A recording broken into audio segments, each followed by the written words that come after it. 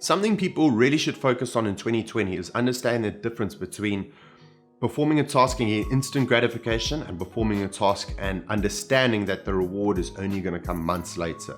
I mean, let's put an example. It's very easy to come home, let's say, to come home from work and immediately jump on the couch, relax and watch Netflix. There's an instant reward. You're relaxed, you're chilled, and you can just park off after a long, stressful day. But for instance, if we now came home and went to gym, that's not an instant reward because you're tired, you're going to the gym, you don't necessarily get an instant feeling of satisfaction, an instant feeling of relaxation. You actually damage your body to then recover, and of course you only see the result months later. So going forward in 2020, identify your habits, guys. You know what your habits are, you know what's good and bad for you. A lot of your habits that are giving instant gratification aren't the greatest for you. To order pizza instantly, to sit on the couch, like I said, instantly. Maybe going out and having a bit too much alcohol to drink, it's instant satisfaction. But all those things that give instant satisfaction in the moment then come back to bite you. For instance, if you order pizza, instant satisfaction, but months later you may be overweight because you're doing that continuously. Sitting on the couch, instant gratification, you're nice and relaxed, but again, months later you may be unfit, you may be lazy, you may be lethargic, and you may be unhappy.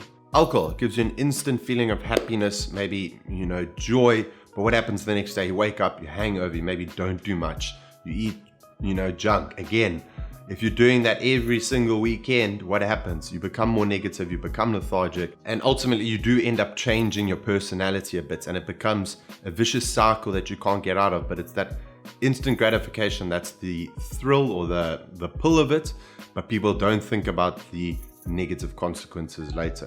Things that don't provide immediate gratification that you should be adding to your life that ultimately are going to pay off months, years down the line. Things like training, things like tracking your calorie intake, things like reading a book, things like listening to a podcast, things like investing in courses. They're not necessarily going to give a return to you in the moment, but when you look back at them 6 months, a year later, you are a completely different person. I know myself, when I was going through a really hard time, it would have been, when I was younger, it would have been a lot easier to get things that instantly gave me a bit of happiness or a bit of joy, but I really put my head down and I grinded, and now people are only seeing the results of that. Now people see the results of all that hard work, years of hard work and not receiving much in return for it is now coming back, and now you can see it. So guys, think about your habits. Your habits will ultimately determine your success or failure in life.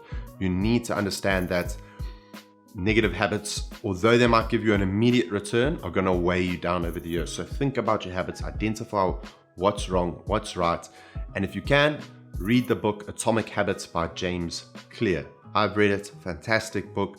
A lot of strategies are going to help you implement big changes in your life, and I really recommend that book, guys. Trust me on this one. My premium clients also, they have a workbook that I give them basically, and one of the chapters or sections in it is on habits. So if you do sign up, or you're thinking about signing up, guys, it's a lot more than just a training and exercise plan. There's a lot of stuff in there that's going to make a sizable difference other than training and nutrition, in terms of your mindset, in terms of your daily actions, in terms of even your daily thoughts.